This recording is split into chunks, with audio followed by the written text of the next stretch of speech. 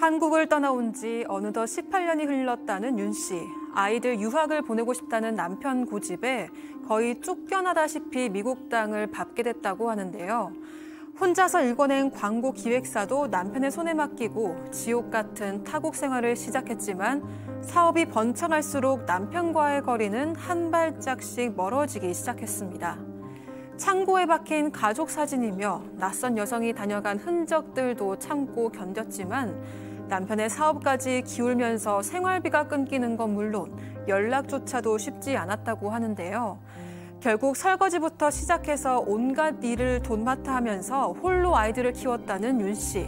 딸의 결혼식 이후 남편에게 이제 관계를 정리하자고 연락했지만 이미 모든 종적을 감춰버렸다고 합니다. 남편의 주민번호에는 아무런 정보가 없다는 윤 씨. 이 관계를 끊어낼 방법이 없을까요? 자, 오늘은 미국에서 직접 제보해 주신 사연입니다. 예. 이 사연을 정말 사건 반장에 전해야 되나 말아야 되나. 윤 씨, 이 제보자분 정말 고민이 많으셨다는데 따님 아드님이 엄마 화이팅! 멋있다! 응원해준 덕분에 큰 용기를 내셨다고 해요. 자, 시작해보죠. 네, 제보자 윤 씨는 현재 60대입니다. 첫째가 딸, 그리고 둘째가 아들이고 다 같이 미국에서 생활을 하고 있습니다. 남편과는 1988년도에 결혼을 했습니다. 첫째 출산 직전까지는 일을 했지만 이 출산 이후부터는 직장을 그만두고 육아를 전담하게 됩니다. 그런데 막상 이렇게 되고 보니까 남편 벌이로는 생활이 쉽지 않았고요. 또 남편도 나 혼자 가정 꾸려나갈 자신이 없다 이런 얘기를 했기 때문에 프리랜서 디자이너 활동을 시작을 합니다.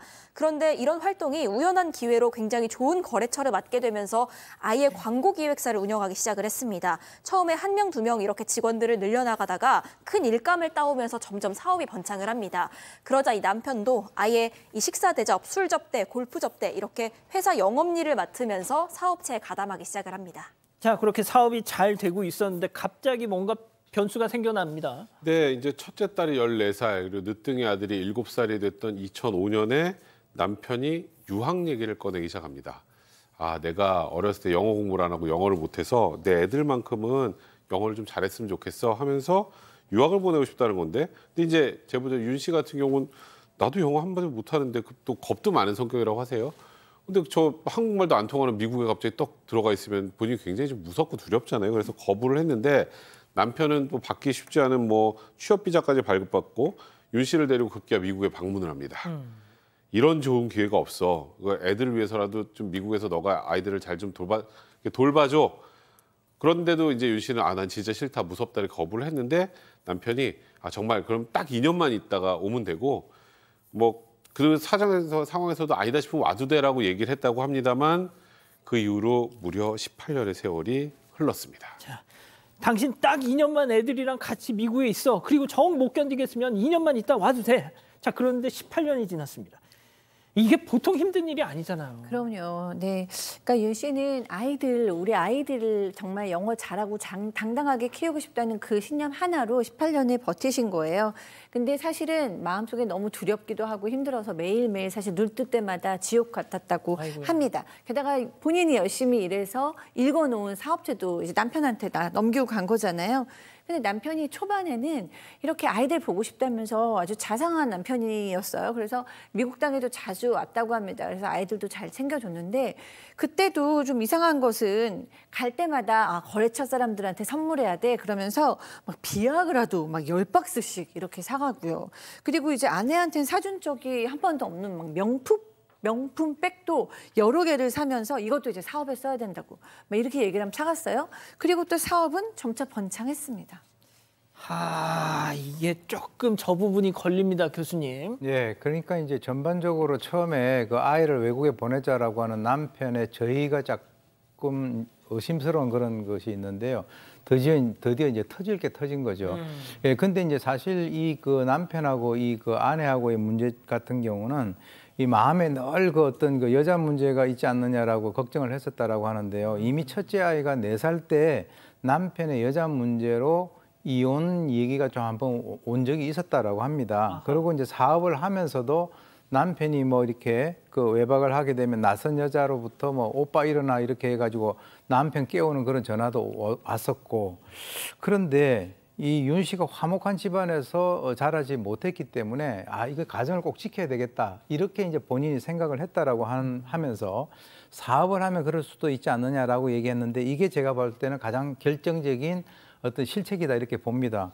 이런데 왜 미국 가셨는지 모르겠어요. 그리고 이제 그 미국 갔다가 한국에 들어올 때마다 남편이 아니 개인 기사도 있고 비서도 있다라고 하는데 그 사람들이 한 명도 안 보이는 거죠. 어디 갔냐? 다 휴가 보냈다라고 하고 자기 그 회사 사무실에도 못 가게 했다. 제가 봤을 때는 아마 남편 입장에서는 불편한 얘기가 자기 아내 귀에 들어가는 것을 사전에 차단을 하기 위한 어떤 조치로 이렇게 보입니다. 자, 아이들 크면 이 인간 정신 차리겠지 생각하시면서 스스로 그냥 그렇게 생각하시면서 넘어가 주셨던 거예요. 자, 이 제보자 윤 씨, 남편이 지내던 집에서 정말 인정하고 싶지 않았던 불편한 진실과 마주하게 됩니다. 어떤 상황이었는지 직접 얘기 들어보시죠.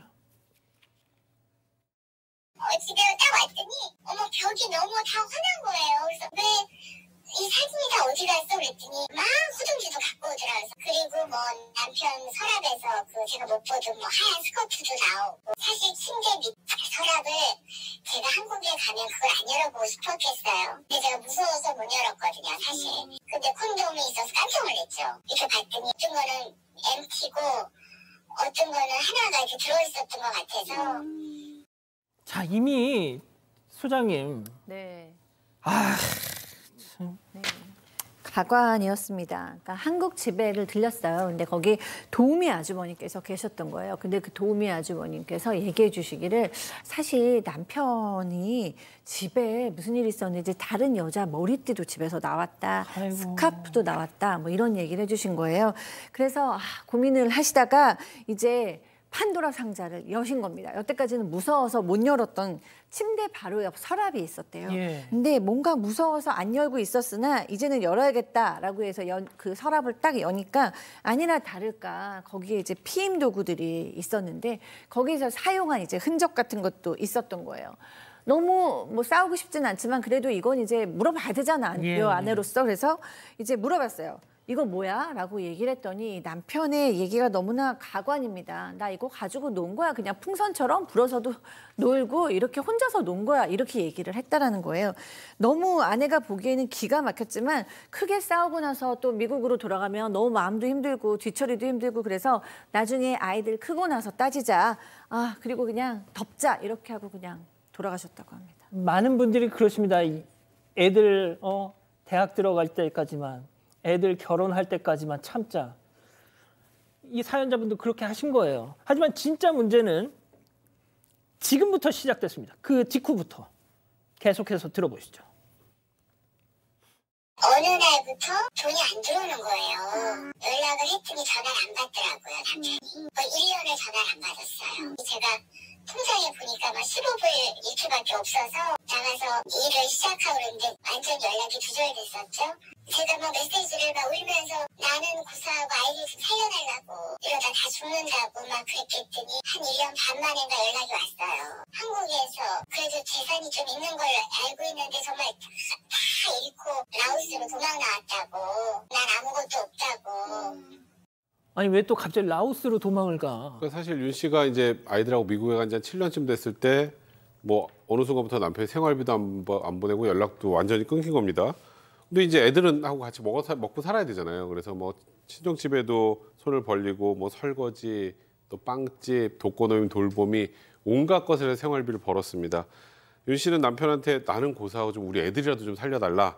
이러다 죽는다라고 메시지를 계속 보냈는데 그러다가 1년 반 만에 연락이 왔습니다. 근데 그 남편의 얘기가 나 한국에서 사업 다 망했고 라오스로 도망 나왔다. 나 가진 것도 아무것도 없고 너를 서포트해 줄 게 전혀 없다 이렇게 얘기를 했다고 하는데 그러면서 하루는 라오스라고 사진을 보내줬는데 배경을 가지고 찾아보니까 라오스가 아니라 베트남이었다고요. 그러니까 지금 이 남편의 얘기를 어디서부터 어디까지 믿어야 될지도 전혀 모르는 그런 상황입니다. 그리고 또 한동안 연락이 끊겼습니다. 자, 그런데 지난 3월, 올 3월 드디어 남편 얼굴을 볼 일이 잠깐 있었다면서요? 예, 6개월 전인데요. 그 아이들이 이제 자리를 잘 잡았대요. 그래서 딸이 결혼을 하려고 그러니까 딸이 그래도 결혼을 할 때 아버지 손이라도 잡고 들어가야 되지 않느냐라고 해서 연락이 돼서 이제 왔는데 갑자기 와가지고 아들 붙들고 눈물을 갖다 펑펑 흘렸다는 거죠. 그 눈물 흘린 사람이 누구냐면 남편이에요. 이 지금 아내가 울어도 시원찮은데 그 자리에서 아들이 뭐라 그랬냐면 아빠가 여태까지 어떻게 살아왔는지 엄마한테 얘기할 수 없으면 나한테라도 얘기해라. 그러지 않으면 나는 앞으로 아빠를 보지 않겠다라고 얘기를 갖다가 하면서 마지막 기회를 줬는데 그 마지막 기회를 갖다가 차버리고 또다시 연락을 끊었다는 거죠. 그러니까 이제 아이들이 엄마, 아버지하고 이혼해. 이렇게 얘기를 갖다 하는 것 같은데요. 아마 그 베트남이나 뭐 캄보디아나 이쪽에 다른 뭐 여자가 있을 가능성이 상당히 높아 보입니다. 예. 자, 문제는 그러니까 이혼을 해야 되나요, 말아야 되나요의 문제가 아닙니다. 결심하셨어요. 자, 그런데 이혼을 하려면 서류 정리가 돼야 되지 않습니까? 그걸 그러니까 어디 있는지 소재를 알아야 되는데 그걸 모르신다는 거잖아요. 네, 맞습니다. 일단 남편 본인은 나 라오스에 있다 이 말만 계속 반복을 합니다. 이 제보자는 연락처도 모르고 카톡으로만 연락을 하고 지내는데 얼마 전에 이제 딸도 결혼했지 않냐, 서류 작성해서 보내겠다, 주소만 좀 보내달라, 바라는 거 아무것도 없다, 관계 정리하자 이렇게 메시지를 보냈습니다. 그랬더니 그 뒤로 연락이 뚝 끊긴 겁니다. 이 변호사 얘기로는 서류 써서 남편 도장만 받으면 된다, 그 보낼 주소나 메일 주소 아니야, 이렇게 물어봤다고 하는데 그제서야 아차 싶은 생각이 들었던 게 이 윤 씨가 알고 있는 정보라고는 남편 이름과 주민등록번호가 전부였기 때문입니다. 가족들도 이미 사업 망한 이후로 연락 다 끊겼고요. 알만한 지인들한테 여기저기 물어봐도 소재 아는 사람이 없었습니다. 이런저런 정황으로 봤을 때 이 남편은 한국에 들어왔거나 아니면 한국이랑 해외를 오가는 것 같은 상황이다. 이 정도만 추정이 가능한 상황입니다. 자, 그렇군요. 자, 그러면 이쯤에서 별별 상담소 오늘의 궁금증 짚어보죠. 자, 연락 두절된 남편을 찾아서 어떻게든 이혼하고 싶습니다. 방법이 있을까요? 일단 아까 변호사가 한 얘기는 합의 이혼에 관련된 거예요. 그러니까 남편이 이제 서류 정리해서 오케이 하면 그냥 법원에 내고 그러면 이제 이혼할 수 있는 상황인데 안타깝게도 지금 합의 이혼은 불가능합니다. 근데 지금 제일 문제는 주소를 모르잖아요. 이럴 때도 소송을 제기할 수 있습니다. 이혼 소송을 제기할 때는 주소를 불명으로 하고 예. 그러니까 남편 주민등록번호, 그다음에 주소 불명 이렇게 해서 이제 소장을 접수를 하면 당연히 법원에서 그 소장을 남편한테 보내야 되잖아요. 그럼 주소를 모르잖아요. 그때 이제 법원에서 주소 보정 명령이라는 걸 내립니다. 근데 그냥 뭐 주소 알아와 이게 아니고 그러면 남편의 주민등록 초본을 뗄 수 있는 권한이 생겨요. 그걸 띄면 주소지 이전 과정이 쫙 다 나오잖아요. 그걸 기초로 해서 현재 주소지를 찾아서 그 주소를 보정한 다음에 소송을 진행할 수 있기 때문에 일단 소송 진행할 방법은 그런 방식으로 진행을 하면 충분히 가능합니다. 그렇군요. 자, 지금 미국에서 이 방송을 새벽 시간인데 실시간으로 보고 계신데요. 뭐가 됐든 좀 격려, 위로, 응원. 자, 교수님부터 한 말씀씩 좀 부탁드릴게요. 지금 이제 아내와 그리고 두 자녀 그동안 정말 마음고생이 상당히 심했던 것으로 생각이 됐는데요. 제가 봤을 때는 뭐 이 세상에 아버지라고 하는 그 존재는 제가 봤을 때는 뭐 껍질은 있지만은 안에 있는 그 마음은 이미 떠났다라고 봅니다. 그래서 그냥 아버지 세상을 떴다라고 생각을 하시고 마음 정리를 하시는 게 더 좋을 것 같다는 생각이 듭니다. 자, 소장님. 저는 해외에서 자식들을 교육시키느라 얼마나 희생하시고 헌신하시는 부모님들이 얼마나 힘드신지 훌륭하신지를 알고 있거든요. 이세를 잘 키우셨다고 하니까 정말 훌륭한 어머니시라고 생각하고요. 정당한 권리 찾으시고 경제적으로도 받으실 거는 꼭 받으셔서 좀 행복하시게 앞으로 사셨으면 좋겠습니다. 예. 자, 우리 가족 여러분들 의견 좀요. 네, 많은 응원의 말씀 해주셨는데요. 마카롱님, 제보자님 타지에서 아이돌 홀로 키우면서 너무 고생 많으셨습니다. 이제 진짜 가족들이랑만 행복하세요 하셨고요. 나금화님, 자기 처신도 못할 거면서 남의 집 귀한 딸 데려다가 고생만 시키셨네요 했고요. 손희조님, 이뤘던 것들이 다 부인 덕분인데 혼자 잘 될까요? 화이트라떼님, 끝까지 나쁜 사람이네요 하셨습니다. 알겠습니다.